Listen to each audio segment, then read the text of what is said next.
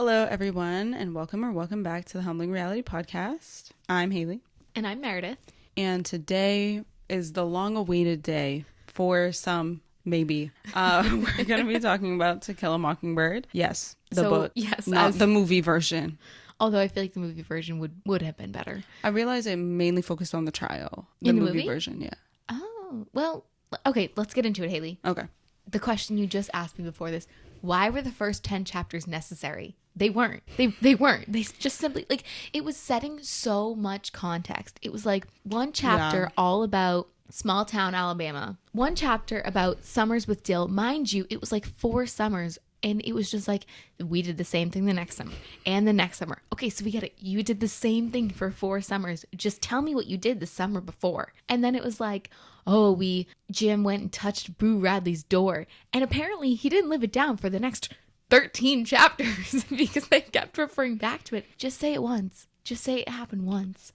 It really, like, this is what it could have been. Could have been the context of a small town in Alabama. Who's who, what are their thoughts, what are their history, whatever. Yeah. Could have been the trial, because I'm telling you right now, the trial was nothing shocking at all. Then it could have been Scout going to the play or whatever. Yeah, whatever that was. And then... Oh, wasn't it Halloween? Yes, it was Halloween, you're right. So, a Halloween party? Yeah. It Shindig? was some, dance? It was like a pageant is what it was. That's what it was called. Whatever that means. And then it could have been like... Okay, I will say the ending was a nice bow on top, but there could have been just a brief story about touching Boo Radley's door, and it still would have been just as meaningful. You didn't need 10 chapters about it. Were you even at that part at chapter 10? I don't remember. So the chapters ended up blending together, of course, because I just remember like the middle of the book is when they started talking about the trial. So like between 12 and 14, or I think it was like chapter 14 or something, was like heavily focused on the trial. But I think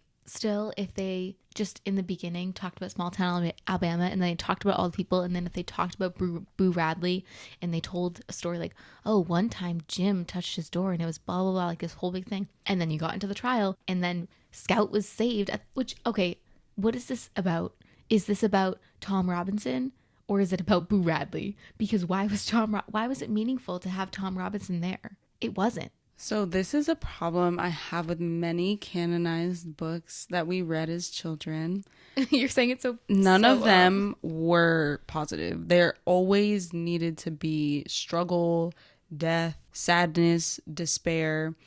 And it's interesting because I was reading... This morning we were having a conversation because I was talking with my family about how we were doing To Kill a Mockingbird. And I was like, I just don't care for many canonized books that we read. And I was like, what even makes them canon? Like, who decides? Yeah. And of course it was like white clergymen back in the day. And not much has changed about that. Like, I'm sure it's not a very all-inclusive space even today. But I was looking at like the list of canonized books. And I was like, how did this help me grow?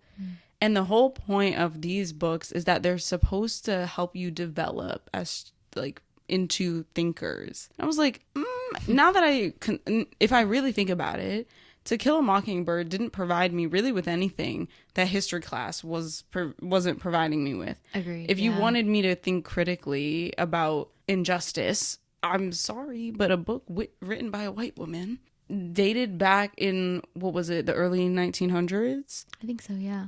Like, I think it was like after the Great Depression. So yeah. It was like 30s and 40s, I think. Like, I don't care.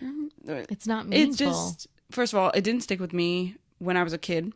I remember just not liking it much, but I didn't have many feelings about it. The book I have the best like memory of is actually Pride and Prejudice. But I love that book. I think that's because it wasn't as depressing. I shouldn't say I love the book. I love the movie with Keira Knightley in it. I did like the book. The Jane Austen books were probably the most refreshing you'd get. Yeah. And that's sad because it wasn't always happy. Like, there were still themes that were important, but they weren't rooted in death or injustice. Like, I'm tired.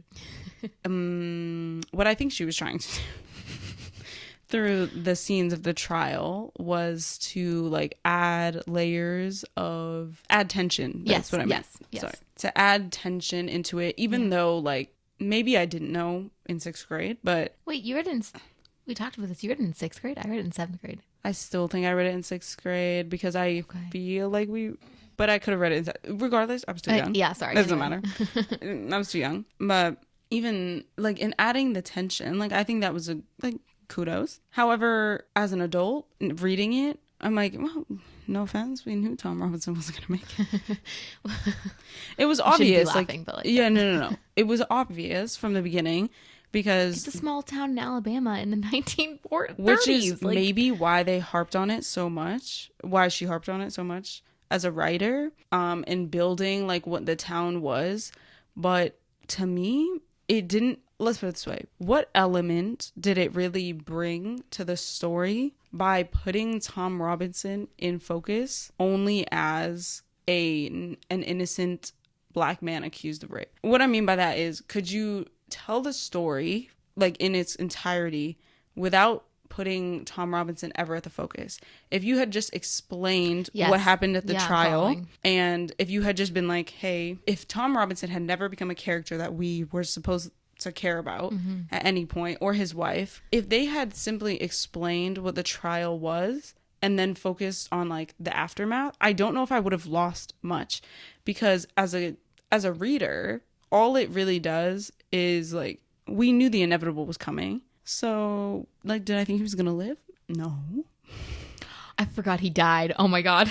Oh. I literally just read this and I forgot, because I was like, oh yeah, he's gonna be like convicted. Like I saw it coming, and then you said is he gonna live? And I was like, wait, he does. Oh my God, he died. Oh my God, yeah. I just had an epiphany. I hear a lot of people still, I don't know why, say that it's their favorite book. If it's your favorite book, I would like for you to read many others. I feel so many different ones. I think when I used to, up until very recently, I used to be like, oh, I love To Kill a Mockingbird, because when I was younger, I liked it. I enjoyed it. And I think that I enjoyed it because I'm like comparing what I like now and trying to rationalize it maybe. So right now, I love courtroom drama. Like a lot of the books that I read are legal thrillers or like legal suspense, and there's a lot of courtroom drama. But I will say one thing: no way that kind of trial is going to happen in a day. You're telling me it happened. And even the things that she was talking about, she was like, it's 5 p.m. And I was like, no judge is going to be like, yeah, bring forth our biggest witness at 5 p.m. No, on a hot July day. I was like, she just has no idea what she's talking about. Anyway. Her father was a lawyer. I know. Maybe it did happen back then, but I was just like, that's just not true. And then I think I think maybe I liked like the courtroom drama a little bit, just like hearing people like actually be sworn in and like have to answer questions. I think maybe I liked that. And I think I also liked that it came full circle at the end with Boo Radley, because now I'm like, well, there's two different stories here. There's Tom Robinson and there's Boo Radley. Why are they in the same book together? That's my like opinion now. But maybe when I was younger, when I liked it, it was like, oh, Boo saved her. That's why we read about him for so long. So maybe that's why I liked it. But again, now I'm like, well, it's just not accurate at all with it, the courtroom drama being a day long. And kind of to your point, like it's easy to know what your guess is probably accurate as to what's going to happen. And now I'm just like frustrated that there were two stories that were meshed into one, and it just took so long to get to either of them. Because they kept talking about, there's a number of times that literally like they referred to the mockingbird as like as a symbol. No, we need to talk about this. I don't get it. Continue what you were gonna say, and then help me, please. Well, I don't know if I can help, but I don't necessarily, like, I can't point to one. I remember there was one, and I remember them saying it's a sin to kill a mockingbird. Yes, that's it. Because I remember being like, why is it named To Kill a Mockingbird? And there was a reasoning behind it, and it had to do, I think, with like the nature of mockingbirds as a bird. Yes. I don't remember the nature of them though. But they sang. It was like a beautiful tune. Like I remember at the end of the book, they were talking about the sounds that you hear. So I think to me, I viewed it as regarding innocence. So like it's a sin to kill or to take away the innocence of something.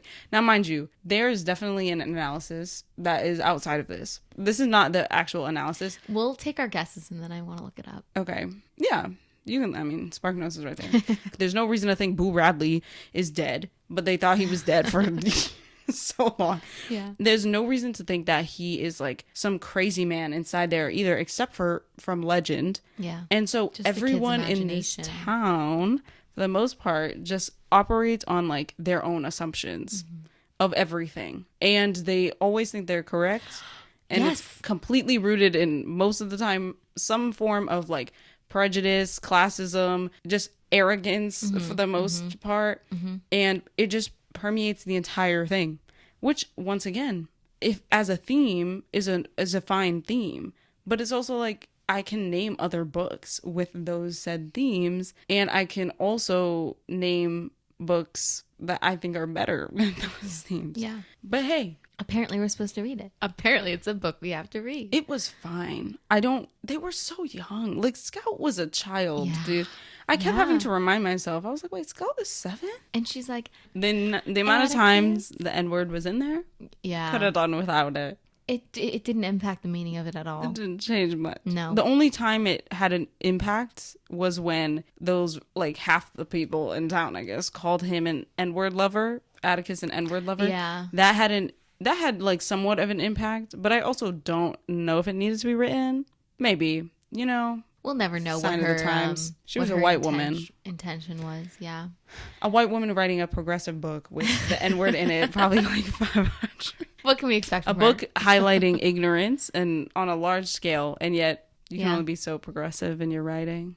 And in your ignorance or your knowledge or lack of knowledge, you only can write about what you know. You know, I wonder what she did like after with her life. Like, I think she wrote another 'cause book. It was giving white savior, but did not actually save. Yeah.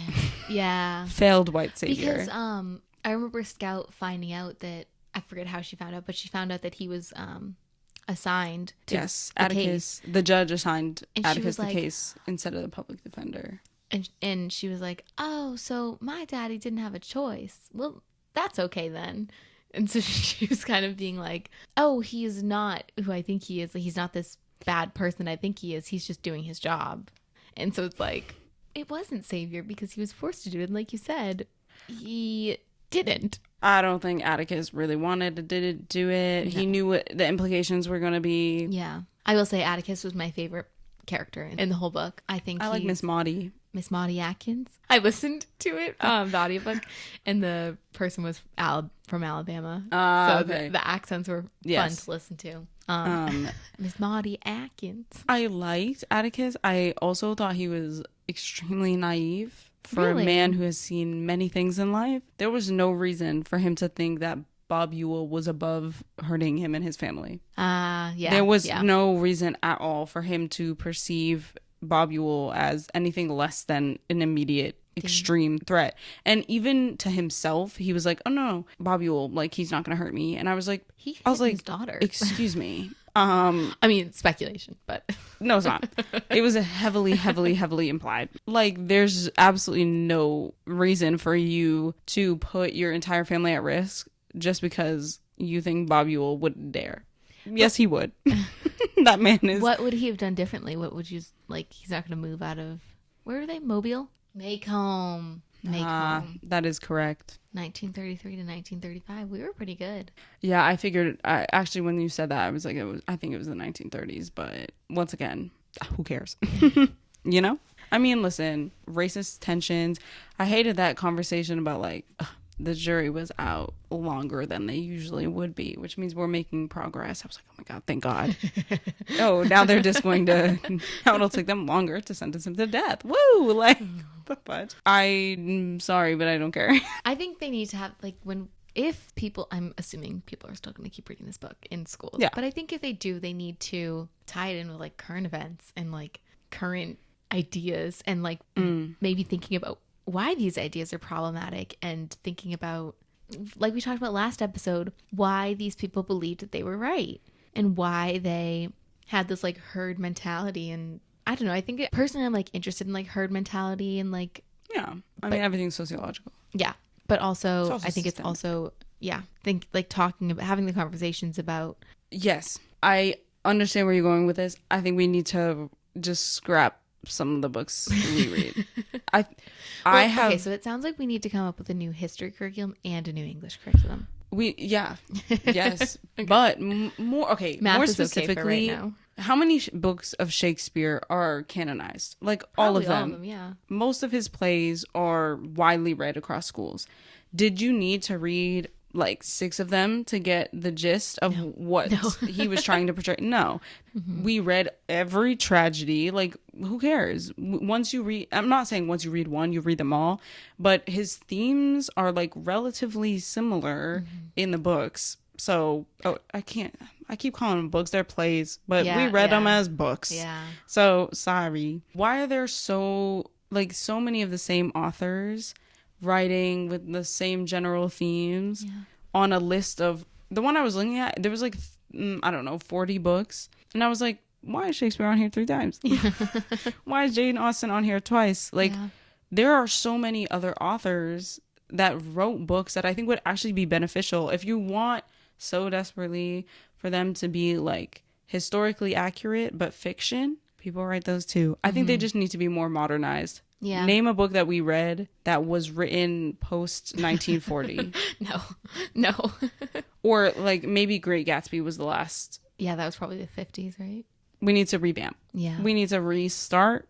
Or you can keep stuff some. To be said, yeah. Like, but there's also change to be made. I think the last book to be added was Toni Morrison's Beloved, but we didn't read that in school. We should have, and it's a lot of people's favorite book from high school, but it wasn't part of our curriculum, that's for sure. I think I told you this one, my favorite one from high school was The Stranger by Albert Camus.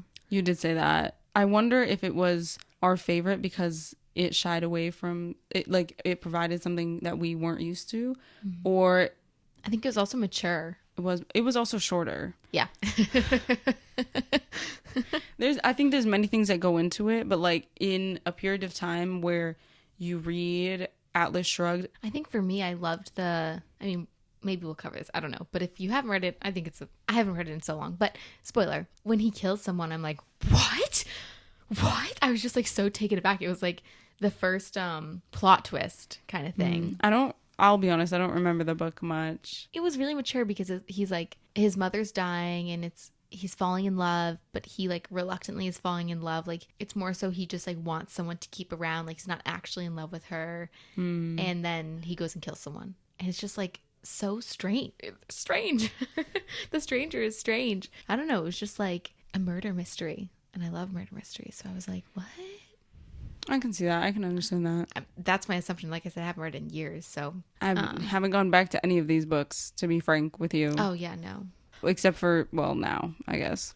Going back to To Kill a Mockingbird. But other than that, I have not chosen to reread any of those books for various different reasons. Not all of them need to be loved. And they definitely aren't highly loved by probably most of the kids. I also think if they were more engaging, you wonder why kids spark note things. But it's also like, can they understand? Are they engaged at all? Yeah. Whatsoever? Like, no. I think they also have to be taught to critically consume a text. I remember in 10th grade, the teacher who I had being like, for Shakespeare, she was like, when there's light, it's a good thing. Good things are going to happen. When it's dark, it's bad. Bad things are going to happen. And then there was a point in the play where it shifted. She was like, do you notice, like now it's... I'm just throwing an example. I don't remember, but she was like, oh God, I don't even remember what it was. But basically like light shifted to bad things were going to happen and dark shifted to good things were going to happen. And she was like, she taught us to be like, oh, when I read about it being daytime, I know what's going to happen. And so now it's like, you know how to understand Shakespeare better. Yeah. Yeah. And I think like, even if at the beginning of To Kill a Mockingbird, we're like, what is a mockingbird? What is a martyr? What is innocence? What is prejudice? Like you have to like activate them out to like give them the tools to be like, okay, at the beginning we talked about prejudice. Is there prejudice in this chapter? Who's being prejudiced? How? Why? Like you have to ask those critical questions so that they can understand why they're reading. Which I get, it isn't always engaging unless I don't know. Then there's the whole thing in like education where it's like if you see them as capable, they'll see themselves as capable. So this is all like getting too abstract. It's getting too abstract for me. Okay. Because then there's all the theories about like educational, but I think regardless, okay, you have to activate their knowledge, give them the tools, and I think then you would drive learning. Anyway, now I'm gonna look up why it was called To Kill a Mockingbird. I think it has something to do. I think it has something to do with Tom Robinson. I don't think it has anything to do with Boo Radley or the dog. I think it definitely has to do with Tom Robinson. I think it just has to do with. I think it has to do with the theme of like innocence dash like the perception of people. I don't really know exactly how to explain it, but I think they all had like similar. I think Tom Robinson and Boo Radley shared similar like characteristics according to like the way the town perceived them. Yeah. So I think they were each at the hands of prejudice. Yes. Just different in different ways, and you see that really at the end when they're willing to protect Boo Radley from like testifying or whatever. They're like, we'll just say it was an accident instead of like having him like have to go to trial and like being put on this like pedestal in this show and whatever, whereas like Tom Robinson wasn't granted like any leeway. Yeah. But I also, Boo Radley's also white, but more importantly, I think he's white. I didn't know that. Yeah, no, I think he's white. He's white because his family's white. I don't remember them saying that. Oh, yeah, you're right. Yeah, it's okay. Yeah. No, because I think the dynamic would have played out very differently. But I thought, okay, I'm just misunderstanding. Because I thought in the story, she was like, there was a tall black man in the corner just standing, and I didn't know who that was. I don't think she said black. Okay. She definitely didn't. Yeah, no. Well, clearly, she didn't. No. He's not black, but... Yeah. No, I think you're right, because then she was talking about how he looked like a ghost and pale. Okay. No. You're right. I think I think the reason you think that is... Yes. Because they share similarities. Yes. No, you're totally right. Yeah. Yeah. That's what he looked like in the movie, which... Now that I look at it, is not what he would look like based on the book's description. But they rarely ever cast properly, so it doesn't matter. I think they showed their similarities through more. At least my view of their similarities was simply how the town viewed them as. It's not like they weren't accepted. They weren't accepted. However, technically speaking, Boo Radley was like, okay, in terms of like a hierarchy, like.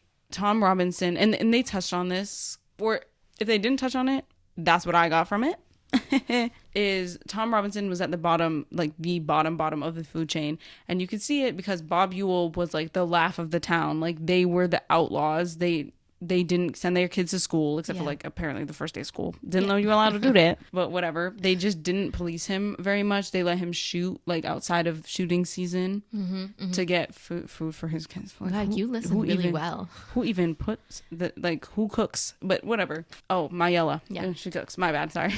And the oldest daughter syndrome. Yeah, exactly. Yeah. And so in that regard, like it was clear that they were setting it up where like even though Bob Ewell was like the bottom of the I guess like white social status like ladder, no matter what, Tom Robinson was going to be below that. And you saw that through the trial. Everyone was like, why the hell do you trust Bob Ewell? Like, be serious. You trust a Ewell? Like, he has no credibility in anything. Why does he have credibility now? And it's 100% just because he'll always have something that most of the town shares, which is his whiteness, which protects him from, well, blackness in this case. And that's why, you know, it was segregation. It was still segregationist times. So, like, the separate churches and then even in the courtroom, how, like, they had to sit... the colored I hate that word. The colored people had to sit all the way up. What is that thing? You know what I mean. Yeah, I don't know what it's called. I don't remember what it's called. The mezzanine? Balcony. Anyway, yes, they had to sit above. Yeah. So it's still segregated, And how no matter what, anyone who associated themselves with like black people became like lesser in people's eyes because stupid reasons. Yeah. Which ignorance. But I think, yes, the town viewed Tom Robinson as... Well, didn't also Boo got sent away to, like, an insane asylum, so maybe they also gave him a pass that way, too. On it, like, another reason they're like, oh, well, Boo's crazy, so anyway. But Tom Robinson, oh, no. That kind of thing. Yeah, I think it was... I don't want to go too deep into, like, what my perception was as to the difference, but I think also... like Boo Radley was a recluse. Like he stayed to himself. He didn't come out. Like you didn't see him. One day he just stopped leaving his house, and people wondered like, was he? That's why people were like, is he dead? Is he hurt? Whatever. But no body bag ever came out. That was their like recent. Yeah. And so people were like, okay, maybe he's hurt, or maybe something happened to him, and he stayed outside of the public eye for the most part, while Tom Robinson didn't. And I think because he testified that he would help Mayella with like some of the getting something from the cupboard or something. He would help her, with like some of the tasks that she had to do for the day, like if he was walking by. Yeah. And his like physical presence outside, like him being physically present in certain spaces that he shouldn't be, like made it extremely difficult for him to not be extremely like seen, visible. Yeah. That's the best way to put it. Let's put it this way. Right? Tom Robinson, his innocence is literal. Like he literally did not do it at all. Boo Radley's is assumed and put upon him. Like is placed upon him because of other factors. And I'm gonna go with the fact that they're trying to portray him as like mentally unwell. He is autistic. Okay, he is autistic.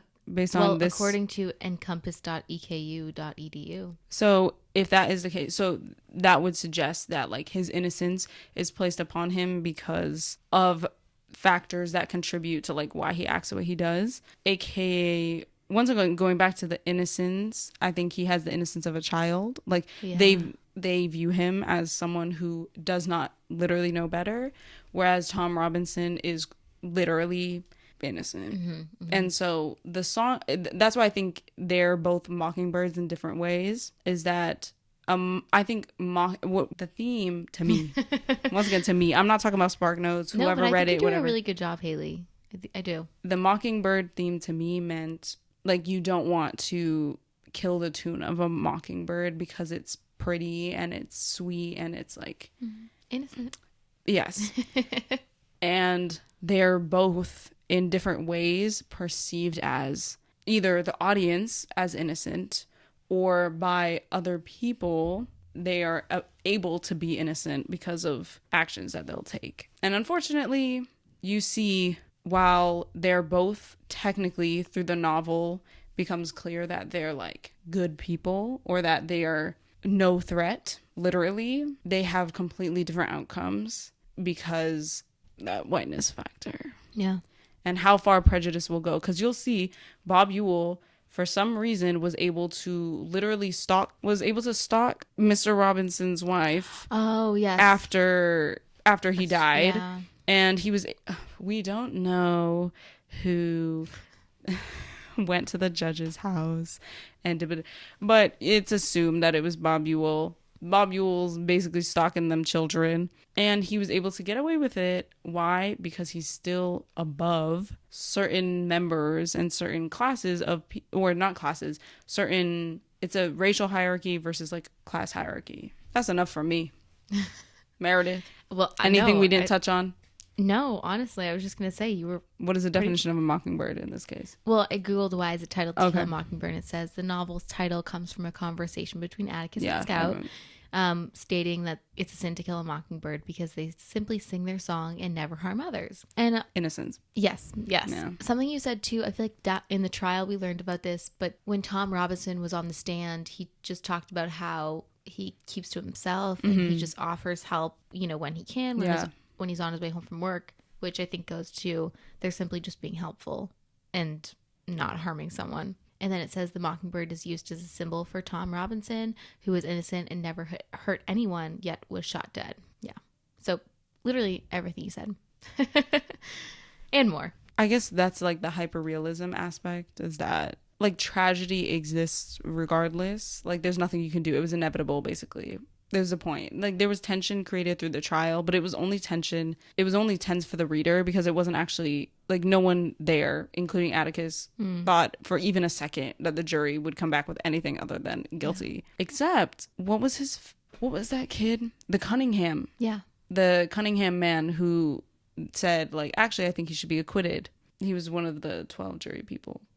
Oh, he was the one who, yes. Yes, Yeah. he was the one who was like, oh, actually, I'm not saying guilt. Yeah. Because, and it dates back, it references back when the teacher was coming at Walter Cunningham, the kid, and being like, where's your lunch? Yeah. Go home. She was like, he's a Cunningham. And Scout is a child. Scout so is innocent too. She was like, oh, like, I don't understand. Why do we treat, like, Walter Cunningham is poor. I was like, oh my God. I was like, Scout, relax, bro. She was so matter of fact. Yeah, She'd just she be like, was. but Dad, like, why are we associating with the Cunninghams? They're poor. Like, yeah. I think she definitely needed some. Yeah, and she definitely gained knowledge along the way. But it shows that Atticus was great for her. I do. I think like it's a great father-daughter duo. I do. I loved it. I loved their duo because she really would ask the matter-of-fact questions, and she would be like, well, why can't I say I hate Aunt Alexandra? She's a horrible person. And Atticus will be like, well, she's family and you're wrong. You know, like, he was just so, I loved Atticus. He was very admirable, and I think the way he explained things was so like, you just want to agree with him. And I think Scout felt that way too in a lot of her talks with him. I loved their I think it was a point whenever they had a conversation. Yeah, I don't know exactly what role. I'm sure Atticus did play a pivotal role, but I feel like I don't know exactly where to situate him. His character seemed to play like a huge pivotal role, like in literally everything, and like the shaping of his children, in potentially, hopefully in the future, like the shaping of the town and like how the town operates. Like, it seemed as though he was extremely well adorned prior to this. Yeah. So obviously he had like a pivotal role throughout many aspects of the book and many aspects of the town. But in the story, I don't know how to put it except to say that like the only people that you really walk away feeling like, yay, happy Jem lived, I guess. You know, you're happy Jem was saved, and you're happy that Scout is growing and Scout was also saved, and you're grateful for Boo Radley, I guess, and you're happy Atticus didn't lose a child. Like, I don't. But outside of that, within that like that main family role, like, we met so many characters, but there's nothing about those characters or even some of the main characters where you feel any real sense of like, what was the resolve? How about that? Was there a resolve? Or maybe not. Yeah, you go ahead. I think there was. I think the resolve is that Scout no longer has this innate prejudice against, I mean, obviously Boo, but I think from the story, it seemed like when she learned a lesson, she learned it. She didn't make the same mistake again, kind of thing. So I think that going forward, she wouldn't be so prejudiced, is really the only word I can think about it. Like, now that she knows, like, oh, just because someone doesn't come out of their house doesn't mean they're someone to be feared or someone to be afraid of. And I guess that can kind of translate to people have a reason for doing things. There's always a why. So not yeah. All I can think about is prejudice. Don't be so prejudiced. That's really interesting because once she learns something, she like learns it. She's still 8. Like, she finished and she was 8. Like, she didn't. Yeah. And I can't have like high expectations. I didn't have high expectations for Scout. Like, overall, she did better than many 7-year-olds would. Yeah. Oh God. In terms of like critical thinking, especially in light of her being like, "Can't you see the evidence?" And I was like, I wouldn't have been able to see it as a 7-year-old. But no, because you're so. Not you, but like at 7, you're typically so like. There's no way. You're just told what it is. You don't think about it. You're just like waiting for the answer. You're like, oh yeah. That's right. And then she goes back to school, and the teacher is still. I forget what the situation was, but the teacher said something that was like ignorant. I can't remember like what the conversation was, and I remember she didn't like her new teacher. Yeah, I forget exactly what the conversation was, but I looked at that and I was like, that I think highlighted Scout's growth as like as someone, because before she was very adamant about like, oh, the Cunninghams are poor, like we need to separate ourselves. She was very much in what everyone else in the town was in, which is this like weird bubble, except for Miss Maudie. Like I said, Miss Maudie, she was like, anytime racism would come up, Miss Maudie would be like, so anyone want tea? Basically, shut the hell up. Like, what are you talking about? Who cares? And Miss Maudie didn't want to go to the courthouse. She was like, I will not be attending. Oh, yeah. She was like, I will know immediately when there's a decision. I'm going to I'm gonna have my lemonade on my porch now. Thank you. Because she was like, right, babes, we know how this is ending. Yeah. Like, I don't need to go see She was a real one. black man on trial and knowing he's going to be sentenced to death. Like, it's really okay. Thank you, though. Thank you for the invite, but I will pass. Thank you. Everyone else was there. And I was like, that just tells you everyone has a herd mentality. Mm-hmm. Even the children were probably... Oh, for sure. Let's get in there. Yeah. And then Miss Maudie was like, y'all are weird. Like, what? You were all weird. And I agree. That's why I thought, I don't know what she was supposed to play as like a character. Maybe she was supposed to be like the disruption, the small disruption to like this like herd mentality that you were talking about. Because Atticus couldn't really be like the disruptor because of the power dynamic that like he had to play into. Yeah. So and Scout and Jem wasn't very talkative about stuff like that. And it was mainly, I feel like I got more of Scout's perspective than Jem's. Yeah. So Scout was too young to like be a disruptor. Like, what was girl gonna do? Yeah. I guess she did disrupt to some extent when they went to the jail when Tom Robinson was there. Oh, yeah. And she was like, you remember things so well, Haley. Like, when you say them, I'm like, oh, yeah, I remember that part. But And then who was it? Mr. Underwood was like, don't worry, I had you, bro. He was like, don't worry, I always had the shot. And I'm like, what the hell are you gonna do, bro? So she was a disruptor in that way, I guess. Yeah. So good job, Scout. Oh, because she went to Mr. Cunningham. Mr. Cunningham was probably also a disruptor. Oh, yeah. And she was like, hey, like, tell Walter I said hi. And he was so like, sweet. All right, guys, I think we should go home. I thought that was sweet because I was like, Scout's she's making progress, I guess. Like, she... Yeah, I felt like there was a few main not main, because they weren't like, well, what's his face? Mr. Cunningham wasn't a main character. Yeah, no. But somehow I think that also highlights this kind of like complication of the classist system that they live in.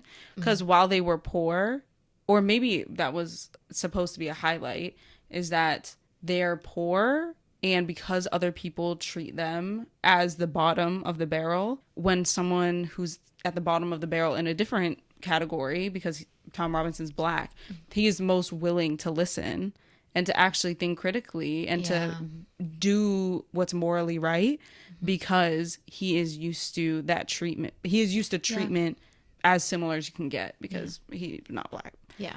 And also Walter, remember when Walter, like at the dinner table, see, Scout is, she messed up. Yeah. She messy.